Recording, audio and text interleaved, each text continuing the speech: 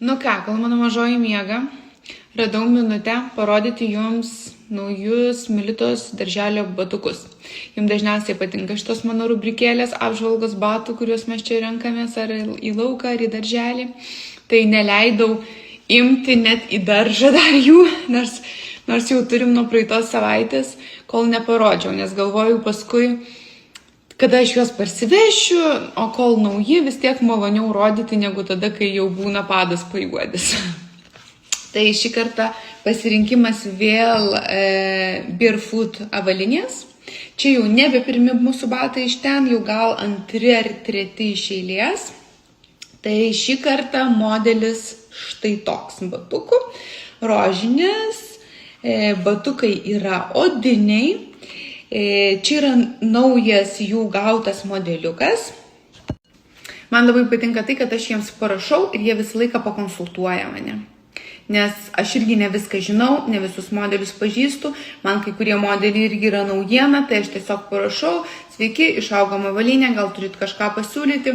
Ir man visą laiką pasiūlo. Tai arba iš senesnių modelių turimų, arba kaip šį kartą sako, atkreipkite dėmesį štai į tokį, turim naujienas. Nu tai ir išbandėme šitas naujienas, darželėje dar nebandyti batai. Dabar kas mane papirko? Visų pirma tai, kad jie yra odiniai, tiek viršus, tiek viršutinė dalis vidpadžio. Toliau, prasiegimas. Prasiegimas yra vau. Čia atsisega.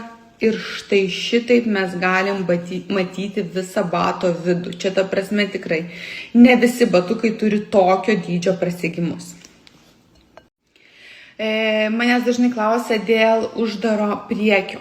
Ar galima atvirų priekių? Tai jeigu tai būna pirmieji batai, pirmieji apskritai vaiko gyvenime batai, tai aišku, kad siūlau visada, rekomenduoju rinktis uždarą priekį. Jeigu vaikui yra 3-4 metai, kaip mano Militai, be abejo, jai galėtų tikti ir atviro priekio basutės, tikrai, bet man į darželį saugiau taip ir mūsų darželio avalynė visada būna su uždaru priekiu.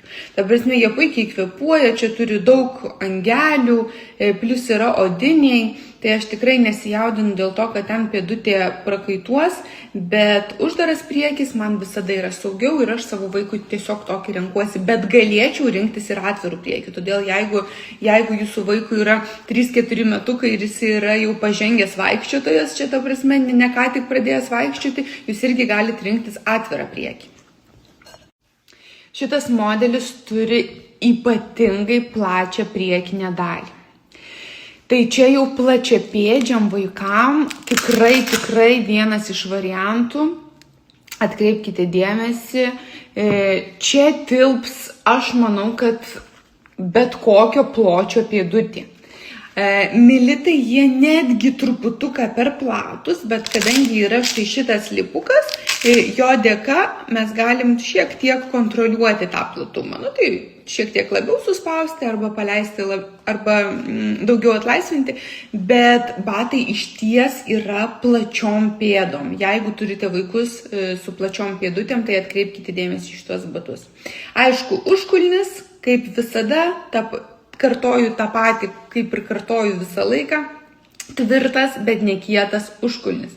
Tai reiškia, jog jis turi išlaikyti savo formą.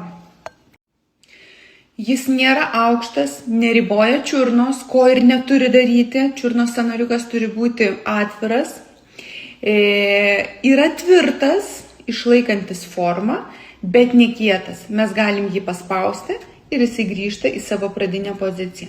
Reiškia, vaikštant, jis nesusimindžios, kažkaip nesusilankstys.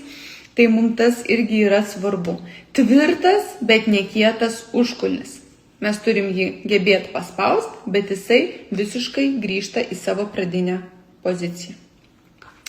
Ir aišku, kaip ir visa Barefoot avalynė, tai pasižymi ypač lanksčiu padu.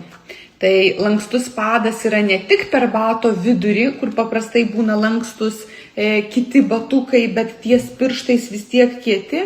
Šitas batukas nuo pat pirštuko iki pat galo minkštas. Ir aišku, dar vienas privalumas, tai, kad išsiima vidpadis. Ir mes galim pastatyti vaiko kojytę ant vidpadžio ir pasižiūrėti tą dydį, tinka ar ne. Aš šiuo atveju jau kelis batus iš eilės perku internetu. Aš jau esu tą avalynę jų išbandžiusi, žinau apie tuos visus padukus, kad ten jau tikrai jis lankstus, priekis platus. Tai vienintelis dalykas dėl dydžių. Tai šį kartą ir buvo tas atvejis, kai aš suklydau su dydžiu, rinkausi tarp 28 ir 29, taip neklauskit, Militos pėda yra išties didžiulė. Aš nežinau, čia gal ir kažkiek genetiškai, nes ir mūsų su vyru pėdos yra didelės. Tai jei dabar 28 pats tas, dar galvojau, gal 29 pabandyti.